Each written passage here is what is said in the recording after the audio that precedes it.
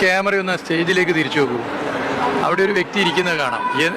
നിങ്ങൾ മനസ്സിലാക്കേണ്ടത് ഇത് കണ്ടില്ലേ, അദ്ദേഹം മുദ്രാവാക്യം വിളിക്കവിടെ നോക്ക്, കണ്ടില്ലേ?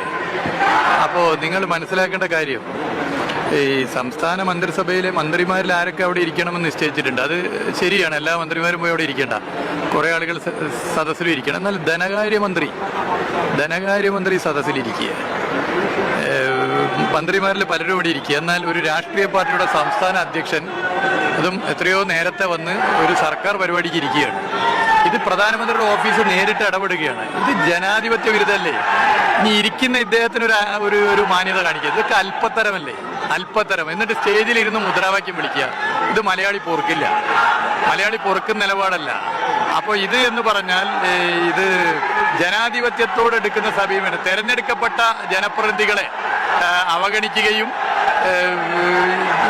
രാഷ്ട്രീയ പാർട്ടി നേതൃത്വത്തിലുള്ളവർ ഇത്തരം സമീപനം സ്വീകരിക്കുകയും ചെയ്യുകയാണ്.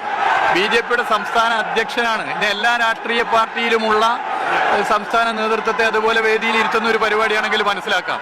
ഇതങ്ങനെയല്ലാതെ പ്രധാനമന്ത്രിയുടെ ഓഫീസ് നേരിട്ട് വിളിച്ചിരുത്തുന്നു, അദ്ദേഹം അവിടുന്ന് മുദ്രാവാക്യം വിളിച്ച് നേതൃത്വം കൊടുക്കുന്നു. അപ്പം ഇങ്ങനെയൊക്കെയുള്ള സമീപനം, ഇത് ജനാധിപത്യത്തോട് പ്രധാനമന്ത്രിയുടെ ഓഫീസും BJPയും എടുക്കുന്ന സമീപനം എന്താണെന്നതിൻ്റെ ഉദാഹരണമാണ്.